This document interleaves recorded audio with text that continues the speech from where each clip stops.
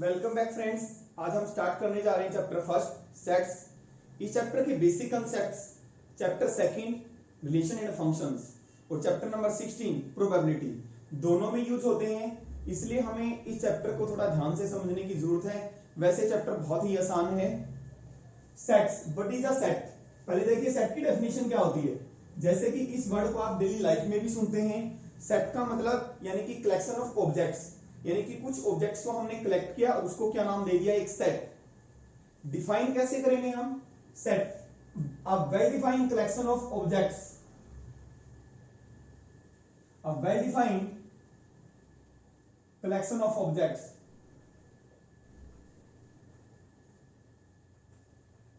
देखिए हर एक collection set नहीं होती, सिर्फ वेल डिफाइंड कलेक्शन ही सेट कही जाती है।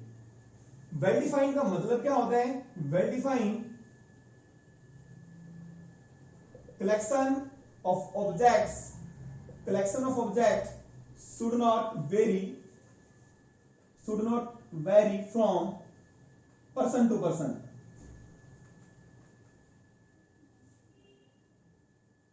यानी कि जो हमने ऑब्जेक्ट्स की कलेक्शन ली है वो पर्सन टू पर्सन वेरी नहीं करनी चाहिए। अगर वेरी करती है तो वो वेल डिफाइंड सेट नहीं, वेल डिफाइंड कलेक्शन नहीं बोली जाएगी। अगर वेल डिफाइंड कलेक्शन नहीं होगी तो that will be not a set. For example, जैसे collection of natural numbers. First example लेते हैं हम, कलेक्शन ऑफ नेचुरल नंबर्स। देखिए कलेक्शन ऑफ नेचुरल नंबर्स, इस कलेक्शन में कौन कौन से नंबर्स आ जाएंगे? 1 2 3 4 5 अप टू इंफिनिटी, इनफाइनाइट। तो हर पर्सन के लिए कलेक्शन क्या डिफरेंट होगी? सब पर्संस के लिए कलेक्शन क्या होगी? सेम होगी। यहां पे कलेक्शन हमारी वेरी नहीं करती, इसलिए collection of natural numbers well defined collection होगी, hence it will be a set. तो ये क्या होगी? हमारी सेट होगी। सेकंड एग्जांपल ले लेते हैं, collection of vowels. Collection of vowels in English alphabets.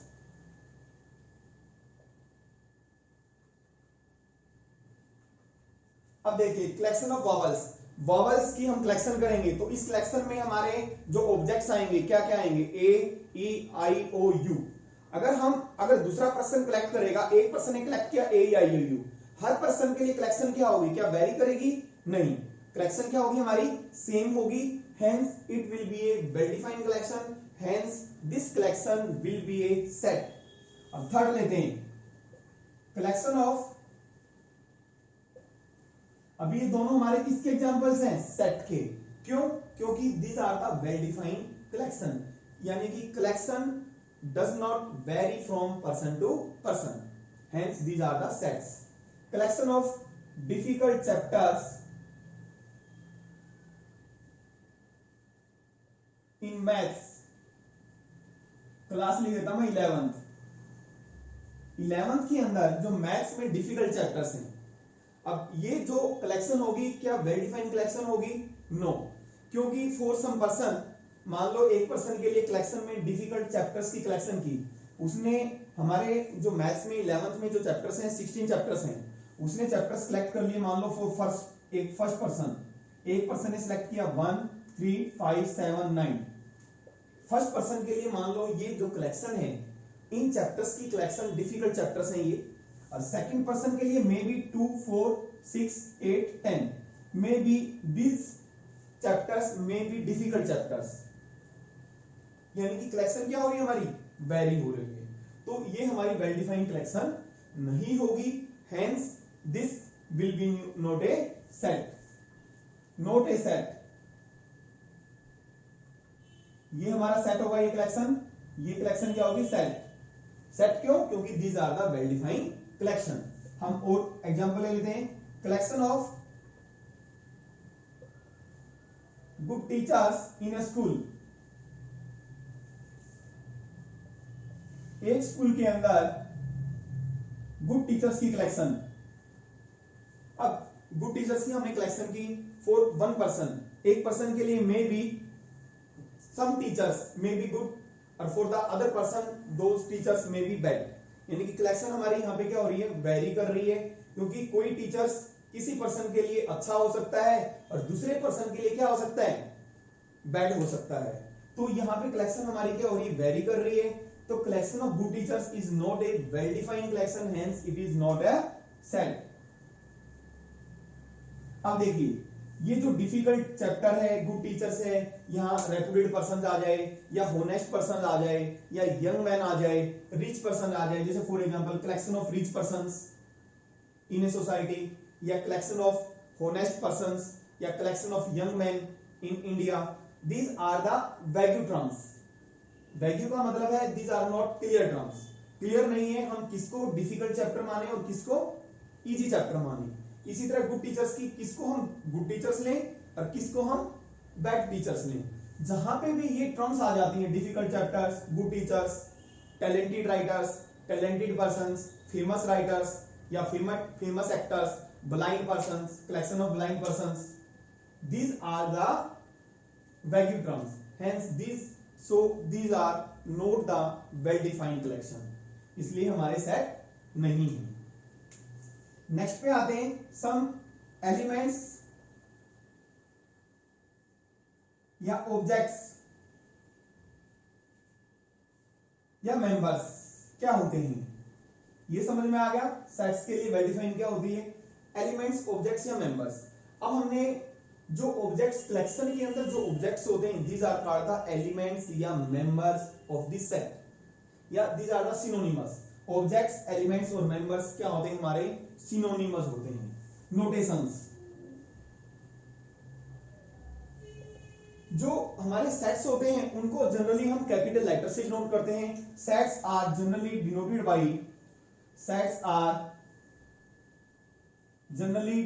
Bye capital letters.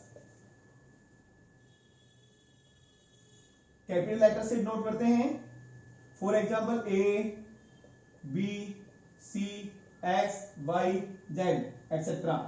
Second, और जो एलिमेंट्स होते हैं उनको हम स्मॉल लेटर से डिनोट करते हैं। Elements are denoted bye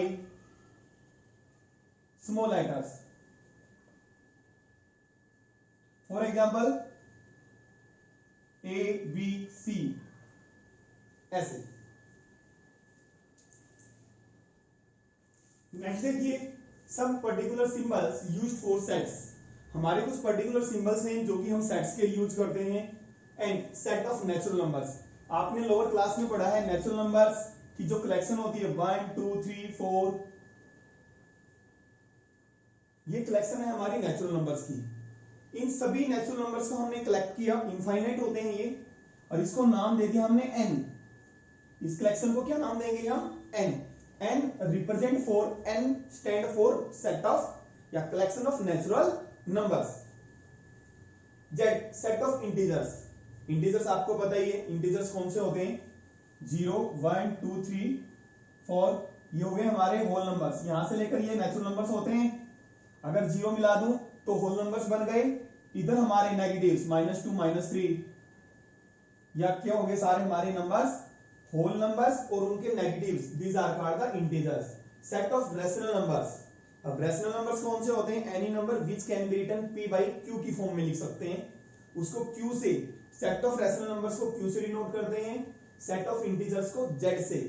set of real numbers r, set of positive integers z positive, q positive का मतलब है set of positive rational numbers, r positive set of positive real numbers. आपको पता ही है real numbers कौन से होते हैं, collection of rational and irrational numbers are called real numbers.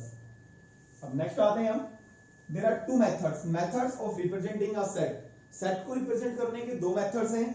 First is roster or tabular form, set builder form. Second है set builder form.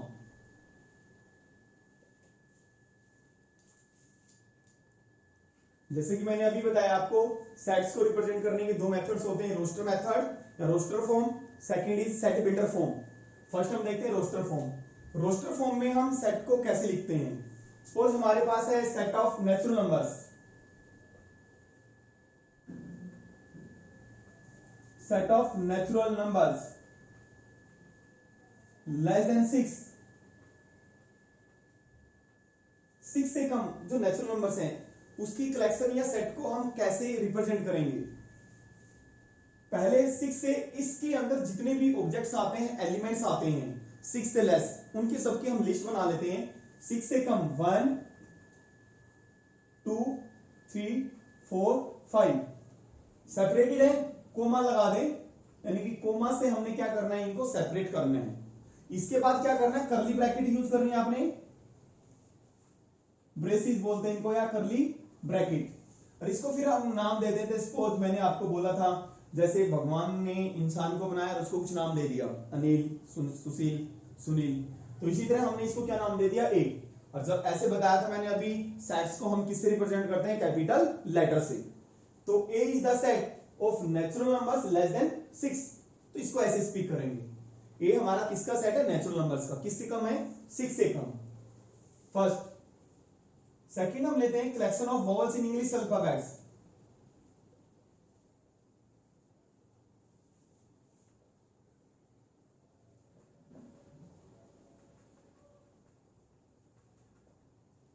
तो suppose इसको नाम दे दिया हमने बी, कर्ली ब्रैकेट, वॉवल्स की कलेक्शन क्या क्या आ जाएंगे, ए E I O you, comma से सेपरेट करना है इनको, फिर कर्ली ब्रैकेट लगा दी हमने। तो this is the roster form. Roster form में सेट को रिप्रेजेंट करने का एक फर्स्ट मेथड है। Second is set builder method, set builder form या मेथड। सेट बिल्डर फॉर्म में अभी फॉर एग्जांपल हमारे पास ये सेट है, हमारे पास इसको हमने रोस्टर फॉर्म में है 1 2 3 4 5,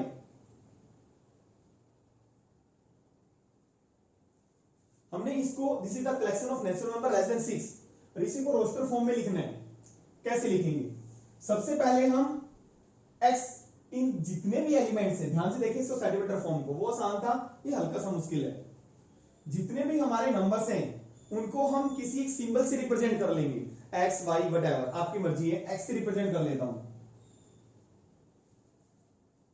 ये हमारी रोस्टर फॉर्म है। सेट बिल्डर फॉर्म में लिख रहे हैं, इन सभी एलिमेंट्स को मैंने किससे रिप्रेजेंट कर लिया, एक्स से। इसके बाद कॉलन लगाएंगे, 2 बिंदी लगा दी, कॉलन। इसके बाद एक्स, एक्स हमारा 1 को भी रिप्रेजेंट करता है, 2 को भी, 3 को भी, 4 को भी, 5 को भी। इसके बाद x की जो प्रॉपर्टी है वो लिखेंगे। x क्या है, नेचुरल नंबर, और किससे कम है, 6 से। x is a natural number less than 6। इसके बाद वही curly brackets, a is equal to, read कैसे करेंगे, इसका जो ब्रैकेट का इसका मतलब होता है सेट ऑफ ऑल, इसको ऐसे पढ़ेंगे, और जो कोलन का मतलब है such that A is the set of all, A is the set of all X, A उन सभी एक्स का सेट है या कलेक्शन है, सच दैट वो क्या है, एक्स क्या है, एक्स क्या है, नेचुरल नंबर है, वो 1 भी 2 भी 3 भी 4 भी 5 भी, किससे कम है, लेस देन 6। इसी तरह हमने एक second collection of vowels in English alphabets भी था हमारे पास, रोस्टर फॉर्म में है, collection of vowels A E I O U. अब इसको हम, ये हमारी roster form, set builder form में आपको एक्स ऐसे वेरिएबल मिलेगा आपको, ये है रोस्टर फॉर्म, और इसको हमें किस में लिखना है, सेट बिल्डर फॉर्म में। B A E I O U, इसको हम सभी एलिमेंट्स को हम एक लेटर से, एक सिंबल से रिप्रेजेंट कर लेते हैं, वाई लिख लो आप, टी लिख लो, वटएवर लिख सकते हो आप, एक्स मान लिया मैंने। अब x A E I O U सबकी कॉमन प्रॉपर्टी को शो करेगा। अब इस एक्स की प्रॉपर्टी लिखनी है हमें, एक्स क्या है, वोवल, किसमें, English alphabets, x is a vowel in English alphabets.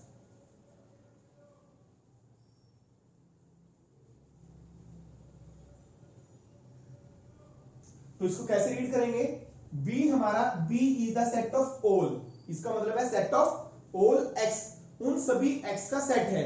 वो एक्स है क्या, वो एक्स क्या, such that x is a vowel in English alphabet, यानी कि x मेरा किसको रिप्रेजेंट करता है, वोवल को रिप्रेजेंट करता है। नोट फर्स्ट है, जो हमारे सेट्स के अंदर जो एलिमेंट्स होते हैं, अगर हम उसका ऑर्डर चेंज कर दें तो सेट पे कोई भी फर्क नहीं पड़ता, यानी कि order of the elements in A set does not matter. 1 2 3 4 set है, 4 3 1 2 हमने ऑर्डर को क्या कर दिया, चेंज, लेकिन दोनों सेट क्या होंगे, सेम होंगे। अगर हम repetition of the elements in A set does not matter, अगर हम एलिमेंट्स को क्या कर रहे हैं, रिपीट कर रहे हैं सेट के अंदर, डज नॉट मैटर, कोई फर्क नहीं पड़ेगा। फॉर एग्जांपल 1 1 2 2 3, इस सेट्स में एलिमेंट्स क्या हो रहा है, 1 और 2 रिपीट हो रहे हैं, और इसको हम ऐसे लिख सकते हैं 1 2 3, this both the sets are same. Repeat करने से एलिमेंट्स में कोई भी फर्क नहीं पड़ता, यानी कि सेट पे कोई भी इफेक्ट नहीं आता, तो दोनों सेट क्या है हमारे, सेम। हम एक्सरसाइज 1.1 पे आते हैं। We start exercise 1.1। इसका जो फर्स्ट क्वेश्चन है वही है, हमने बताना है, फॉर एग्जांपल हमें कुछ कलेक्शंस दी हुई है, for example collection of the, आपने रीजन देना है why these are the sets, collection of months. First question का फर्स्ट पार्ट वैसे ओरली बता देता हूं, collection of the months of a year starting with the letter J. जो year के जो मंथ्स हैं, जो जे लेटर से स्टार्ट हो रहे हैं, उनकी जो कलेक्शन बनेगी मंथ्स की, क्या जे से तो स्टार्ट है, क्या वो सेट होगी। अब जे से स्टार्ट होने वाले मंथ कौन कौन से हैं, जनवरी, जुलाई, जून, 3 मंथ हो गए।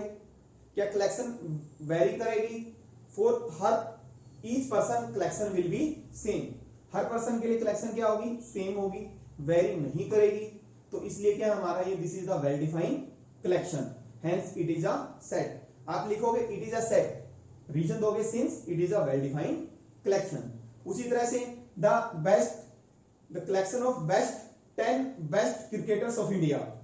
अब जहां पे बेस्ट आ जाए, होनेस्ट आ जाए, रिच पर्सन आ जाए, तो हम ये जो हमारी कलेक्शन है वेल डिफाइंड कलेक्शन नहीं होगी, इसलिए सेट नहीं होगी। जो फर्स्ट क्वेश्चन है हमारा यही है। क्वेश्चन नंबर सेकंड पे आते हैं, let A is equal to, A हमें ये सेट दिया हुआ है, इंसर्ट द एप्रोप्रिएट सिंबल। इसका मतलब होता है एप्सिलॉन है, ये सिंबल है, इसको बोलते हैं एप्सिलॉन, और इसका मतलब not belongs to, does not belongs to, belongs, does not belong in the blank spaces. अब बिलोंग का क्या मतलब है, अब ध्यान से देखें 1 2 3 4, अब 1 ए का मेंबर है या एलिमेंट है, अगर एलिमेंट है तो इसकी फैमिली में क्या करेगा, बिलोंग करेगा, ठीक है। तो 1 ए में क्या कर रहा है, बिलोंग कर रहा है, तो बिलोंग करेगा तो ये सिंबल, और नहीं बिलोंग करेगा तो ये सिंबल आ जाएगा।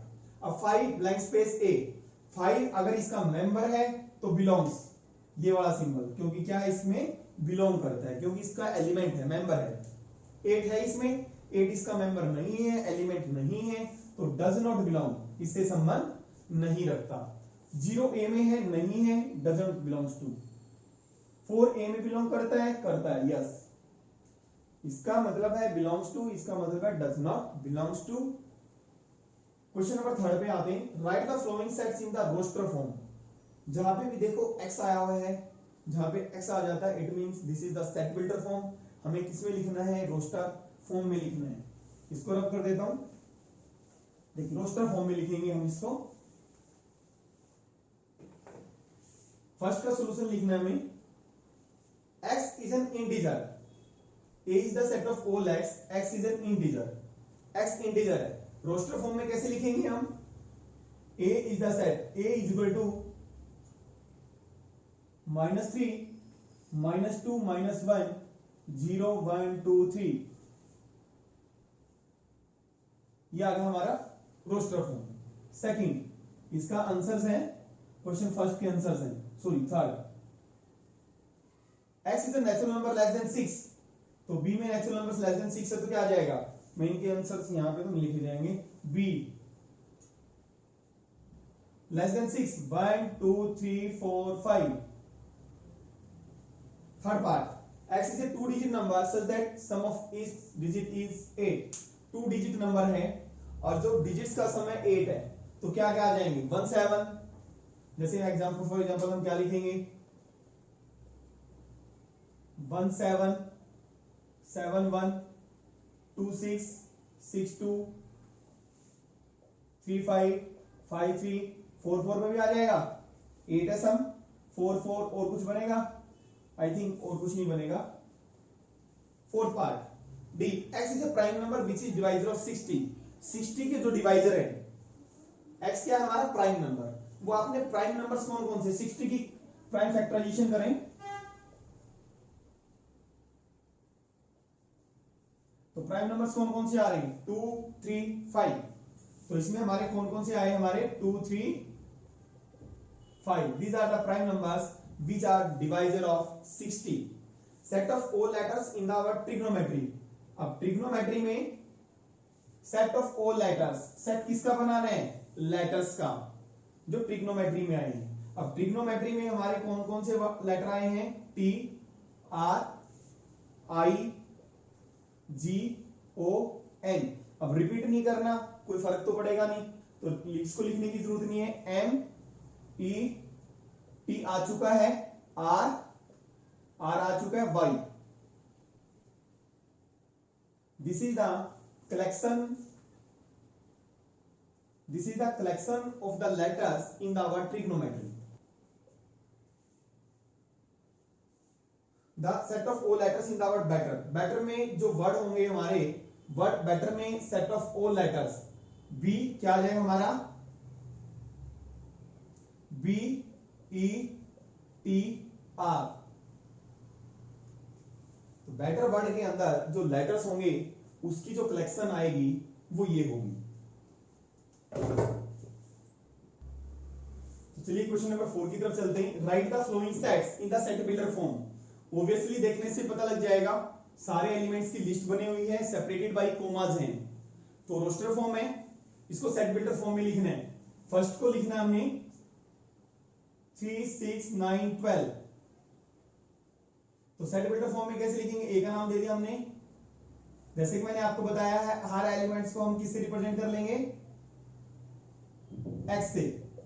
फिर एक्स की प्रॉपर्टी लिखेंगे। एक्स क्या है? 3 का मल्टीपल है, 3 2 जा 6, 3 3 जा 9, 3 4 जा 15 12, सॉरी 3 4 जा 12। तो 3 का मल्टीपल तो 15 भी होता है, ठीक है, इसलिए लिखना ठीक नहीं होगा। अगर हम ये लिखें x is the multiple of 3 less than 15, तो ये भी रॉन्ग हो जाएगा। क्यों? क्योंकि मल्टीपल 4.5 भी होता है, 4.5 3 का मल्टीपल होता है, ठीक है। तो इसको देखिए कैसे लिखेंगे? 3 है हमारा 3 मल्टीप्लाई 1, 6 है 3 मल्टीप्लाई 2, 9 है 3 मल्टीप्लाई 3 और 12 है 3 मल्टीप्लाई 4। जो चीज वेरी कर रही है उसको हमें कुछ नाम दे देते हैं, एन नाम दे देते हैं। एक्स किसके इक्वल है? ये हमारा एक्स एक्स एक्स एक्स, सभी एक्स को रिप्रेजेंट 3 इंटू एन। 3 का मल्टीपल क्या होगा? 3n। बट एन तो हमारा, अब हमने अभी कुछ बताया नहीं, एन तो कुछ भी हो सकता है। अब एन लेस देन 4 लिखेंगे हम, 4 से लेस नहीं, सॉरी 5 से लेस, तो 4 फिर इक्वल भी लगाना पड़ेगा, एन लेस देन 5। अगर लेस लिखना है, 4 से लेस लिखना है तो इक्वल भी लगाएंगे आप, क्योंकि 4 के इक्वल भी हो सकता है। n लेस देन 5 लिख दिया, इसका मतलब n 1 2 3 4। अब लेस देन 5 से लेस तो हमारा 4.5 भी होता है, बट 4.5 तो नहीं है यहाँ पे। इसका मतलब ये क्या है? सारे नेचुरल नंबर्स। तो हमें ये मेंशन करना पड़ेगा n is the natural number. क्या लिखेंगे? n belongs to n। n क्या है हमारा? जैसे आपको मैंने बताया था, बिलोंग्स टू का बताया था, n क्या होता है? 1 2 3 4, एंड नेचुरल नंबर की कलेक्शन होती है। अब 2 इसमें बिलोंग करता है, यस, तो ऐसे लिखेंगे। तो जो n है मेरा 1 2 3 4, वो किसके अंदर है? n के अंदर है, सेट ऑफ नेचुरल नंबर्स के अंदर है, ठीक है। सेकंड पार्ट पे आते हैं। सेकंड पार्ट है हमारा 2 4 6 8 16 32। Each is the multiple of 2 का मल्टीपल है 2 2 जा 2 1 जा 2 2 2 जा 4 2 3 जा 6 2 4 जा 8 2 5 जा तो है नहीं इसमें। तो इट मींस कुछ और पैटर्न देखिए, 2 की पावर 2 4, 2 की पावर 3 8, 2 की पावर 4 16, 2 की पावर 5।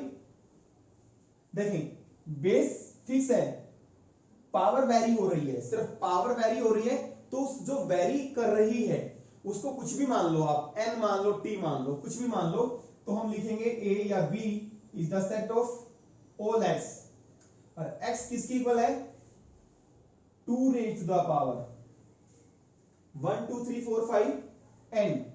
देखो n को 1 पुट किया तो 2 आ गया, n को 2 पुट किया तो 4 आ गया, n को 3 पुट किया तो x कितना आ गया, 6 आ गया, 2 रेज टू द पावर 3, 2 4 6, 8 6 नहीं है, सॉरी,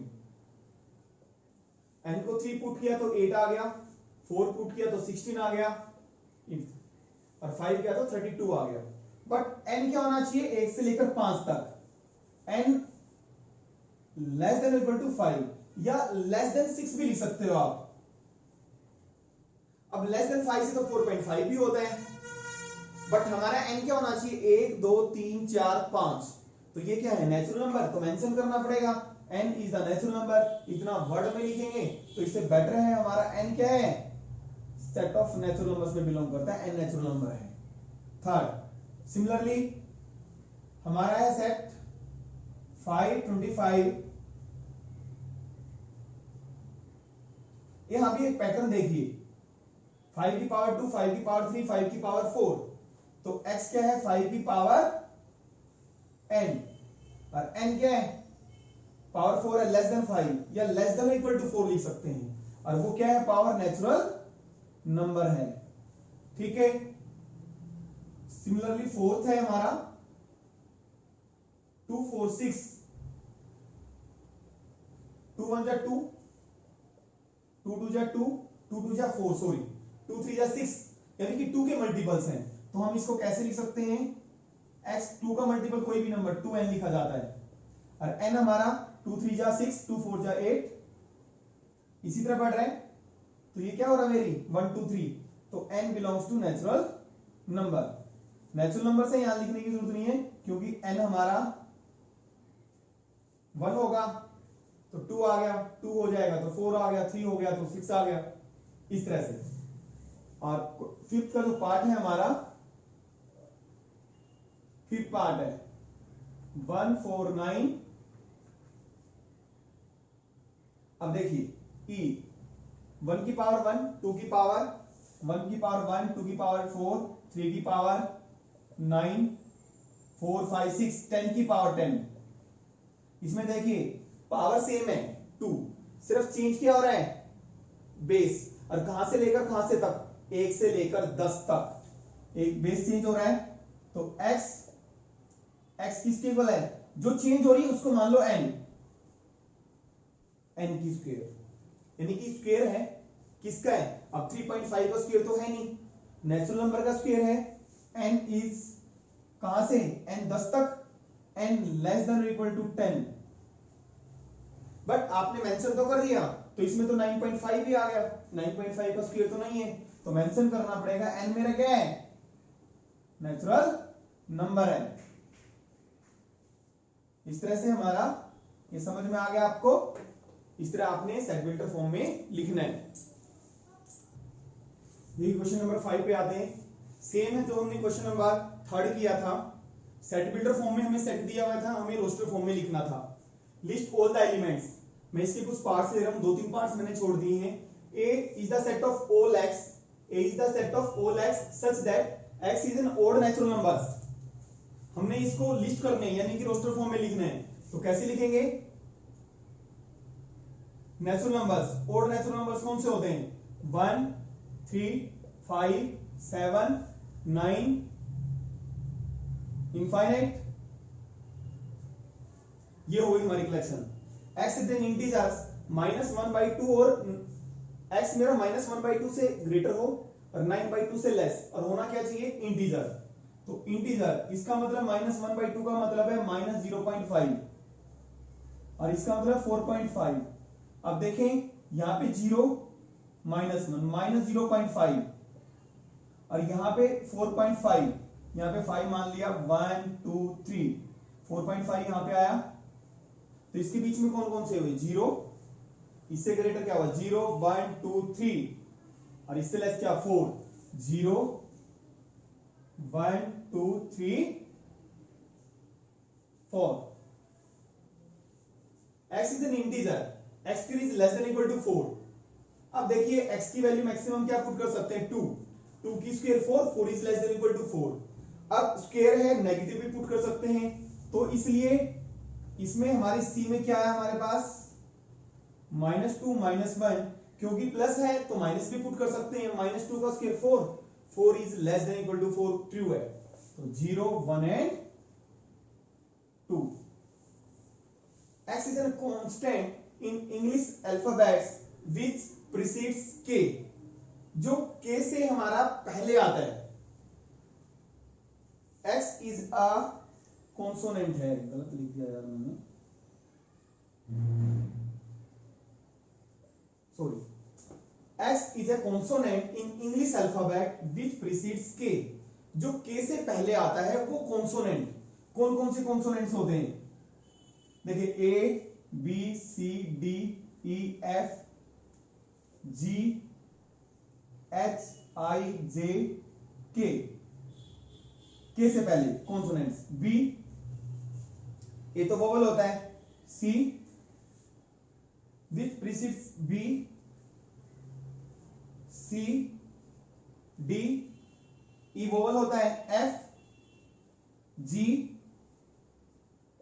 H आई वोवल होता है, J।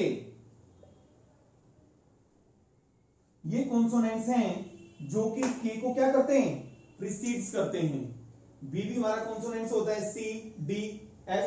देखो A B C D E F G E हमारा वोवल होता है, जी एच आई वोवल होता है, जे।